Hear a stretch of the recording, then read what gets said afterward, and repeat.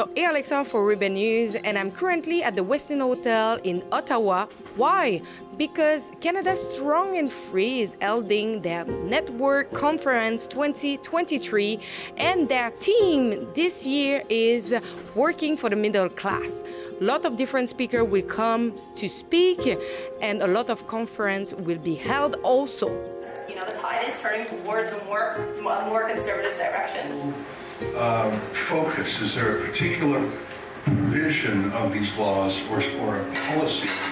What would you say? And it's oftentimes called cancel culture. I think the two are very similar, but very distinct phenomena. I don't like anyone disrupting an event. I mean, we feel very strongly about that in religious ceremonies, that a pastor cannot be interrupted during a religious ceremony. It's a criminal code offense to do that.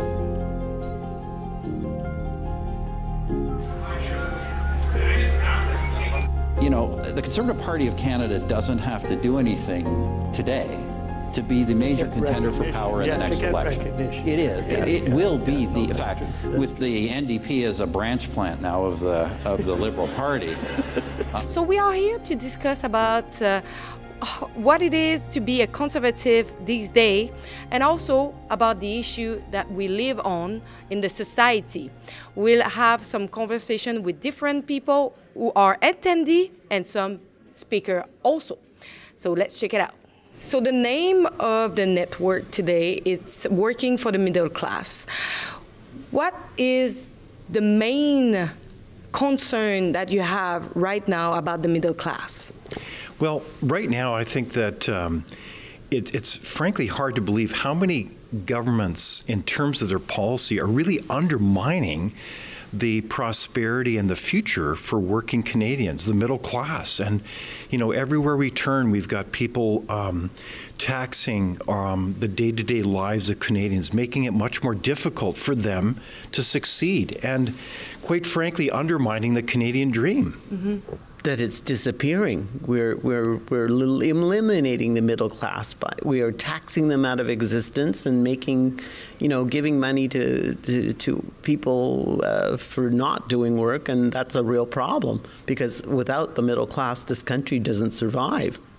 So, you know, we have to respect the middle class, and we have to, you know, the government has a minister for the middle class, but I don't know, I haven't seen her since. And they're increasing tax rates, they're increasing the carbon tax, they're increasing every tax we can think of. The middle class can't get health care. I mean, the waiting lists have become infinite. What can we do to this? We have to sort of save the middle class, because that's the average Canadian. Mm-hmm. Yeah, I mean, especially from the Taxpayers Federation, it's that people are working really hard. People just struggled for 2+ years, job losses, pay cuts, maybe even lost their business. And now people are struggling with the high price of inflation. And one of the things that is driving these difficult times is government's reckless spending, tax hikes. Like on April 1, in just, less than 2 weeks, the government's going to be raising carbon tax, going to be raising the alcohol tax. Then get this, MPs are going to also take a pay raise on the same day. So they want you to pay higher taxes, and then they're going to take higher pay. Mm-hmm. So that's one of the big issues that we've been fighting for a long time. Like, you go into any grocery store nowadays, things are so expensive. You go out for dinner with your family, it's $10, $20 more per meal than it used to be. Houses are extremely expensive. Here in Ontario, education, if you're a middle-class family, you a lot of times can't even afford to send your kid to a non-woke independent schools. So I think that there's a lot of financial concerns related to the middle class as we deal with the financial times right now, which are partly a consequence of some of the measures we took during the pandemic. Just everyday issues regarding the economy, such as, you know, grocery prices, housing prices. You know, the price of gas is a huge one, especially out in BC. People are very frustrated. A lot of it has to do with the it's not even the housing prices, it's the price of the land, right? So we have something called the ALR, the Agricultural Land Reserve.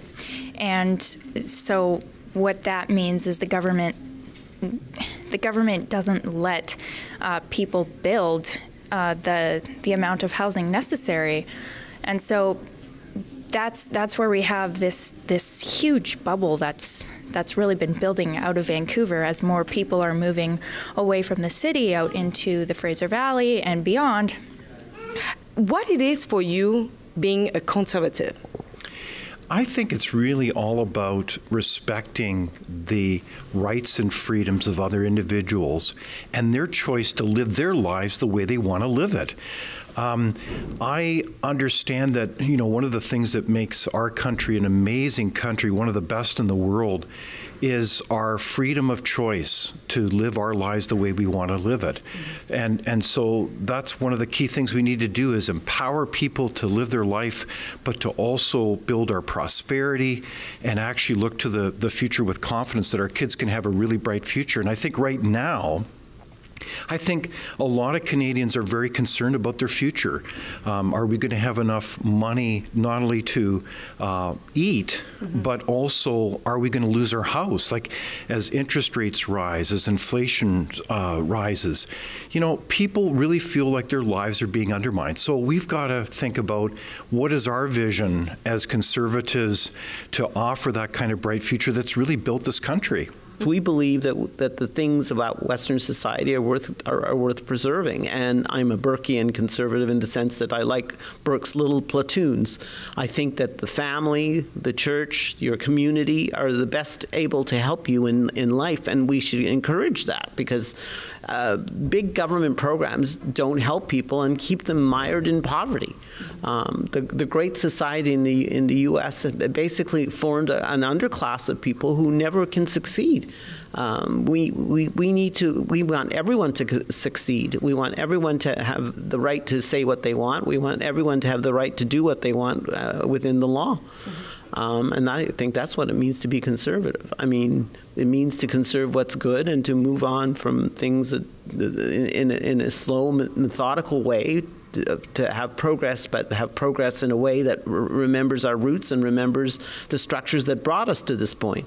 For me, being a conservative means having traditional values and belief in several sectors. So I think there has to be a cultural or social element to it. In Canada, I think a lot of people that are socially liberal will call themselves conservatives because they like the idea of low taxes and they like balanced budgets. And I mean, but by all means, go ahead and vote conservative. But I think that fundamentally, conservatism is about a lot more than a balanced budget. It's about a society where we value life, we value faith, we value freedom, we value family.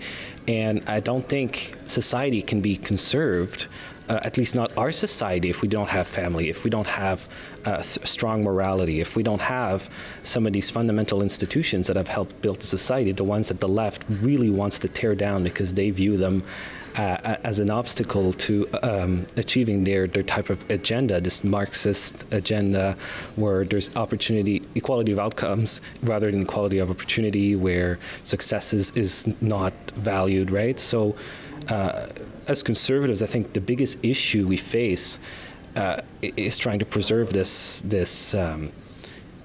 type of system, this type of society where we have freedom, where we have institutions, and where we have a strong understanding of what is right and what is wrong. Honestly, I wouldn't really classify myself as a traditional conservative. I'm more of a classical liberal. I am a member of the Conservative Party, ironically, and I've been involved since I was 15. But for me, like, the whole conservative is really the classical liberalism of days past, I would say. To be one of those people is really to stand up for traditional values, good government, small government, low taxes, your basic kind of conservative ideas. But also, I think it has a lot to do with free speech nowadays. Do you think that the Conservative Party represent the conservative people? So the Conservative Party is one aspect of the conservative movement, but the conservative movement is a much broader the Conservative Party has one sort of overarching goal, which is to gain power and hopefully, but we have to, the Conservative movement has to give them the capital to do that, and we have to influence them in their policies. But you know, they are not the Conservative movement, but they are one aspect. They're one arm of the Conservative movement. You know, I don't know. I think that's for their membership to decide or their voters. Now, one of the things that we do as an organization is we hold them accountable, right? When they make a promise, they better keep that promise. What did the last leader do? Huh? Where is he now? You know what I mean? He signed his name on our pledge saying he would not put in a carbon tax. Then just before the election, he pulled a flip-flop, right? He pulled a flip-flop, and we held him accountable for it. So I'll leave that question to the members, to the voters. Our job as an organization is to get them on the record for good policies that cut taxes, that cut spending, and then hold them accountable. I think that under the current leadership, the Conservative Party has done a better job at reflecting the base of the party, but I do think in the past there's been some mistakes. I do think that some of the provincial Conservative parties are kind of forgetting what they're talking about. I mean, for example, Ontario is led by a Conservative government, and we have had a teacher wearing gigantic prosthetic breasts to class. We have had a kid get arrested for saying there's only two genders in class. We have all these teachers doing white privilege lesson plans. We have these school boards that are imposing all these types of different types of agendas under a Conservative government. So I think some governments are doing, and some Conservative parties are doing better jobs than others, but I think some do need to step up, because when I tell people that are not in Canada that all this woke insanity is happening in a province that has a Conservative government, they are shocked. I think sometimes there's a debate about that, and that's a healthy debate. There's sometimes where people within this larger Conservative movement are very critical of the Conservative Party or any party. So this is not about a party movement. This is much more profound about a movement about freedom. Through the history of Canada, there has always been a battle between liberal and conservative. Right. Why is it so much more easier for liberal to be elected? That's a good question. I think the Liberals Party used to historically be the centrist party. A lot of Canadians could relate to a party that was more moderate, because that's where a lot of people are. They're not left-wing or right-wing, they're more centrist. That has changed under Justin Trudeau. The Liberal Party has become a socially and economically left-wing party. But they still have this reputation of being the centrist party. Liberal is associated with liberty. Liberalism was very popular in the 60s, 70s. So you have a lot of Canadians of that generation that may like the Liberal Party, a lot of new Canadians that may like Justin Trudeau's message on immigration and diversity. But I do think at the same time that there's a lot more people now that are starting to realize that we've been under this leadership since 2015, and we have a lot of problems. The United States under Biden and the Democrats have a lot of problems. Some of these problems that we don't see in jurisdictions where they have governments that are a bit more on the right of center. So if you give people money, their own money or other people's money, it's easier to gain votes. The Liberals have had a history, not so much at the beginning. I mean, remember Mr. Laurier actually said freedom is our nationality and Canada is based on freedom. But his next generations have not gone along with the same thing. Right now, you know, I can't remember, one of the famous philosophers says when democracy, when people understand they can vote themselves money, you get yourself into trouble. And we want to be fiscally responsible. We want to be fiscally responsible and make sure that our children don't have to pay for the folly of our own spending. And that's what, and they also say that Conservatives don't like poor people. I don't think that can be any further from the truth. You know, I think we want people to succeed. We think all jobs are jobs should be treated with dignity.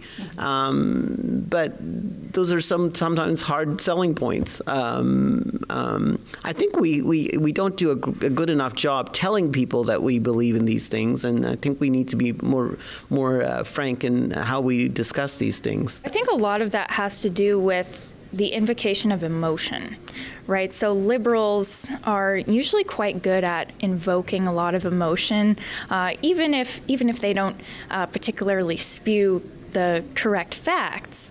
They're very good at, I mean, exaggerating, as we know, but also just, making people feel a lot in terms of, oh, this government is so bad and we need to get them out of office, or, if this government gets in, then they're going to take away your benefits and food stamps and all that.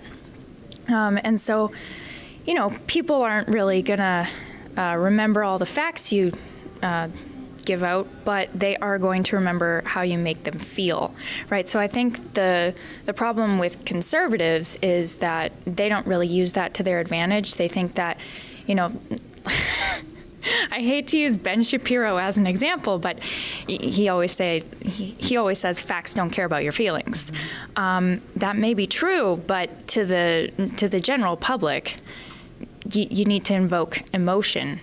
I don't know. I'm not going to pretend to be a political pundit. I honestly don't know. What I do know, though, is that the government is making life harder for many people because it's spending too much money. It printed hundreds of billions of dollars during the pandemic right out of thin air, driving inflation, and now it's continuing to raise taxes. So I'm not going to put on the political pundit hat to that. I honestly don't know. But what I do know is that the government is making life harder for a lot of middle-class folks. What is the biggest mistake of Mr. Justin Trudeau? Oh my goodness. Well, I think one of the big issues is, like we've just kind of talked about, is April 1. Tax hike, carbon tax going up, member of parliament pay going up. Mr. Trudeau is going to be taking an extra $10,200 as a pay raise on April 1.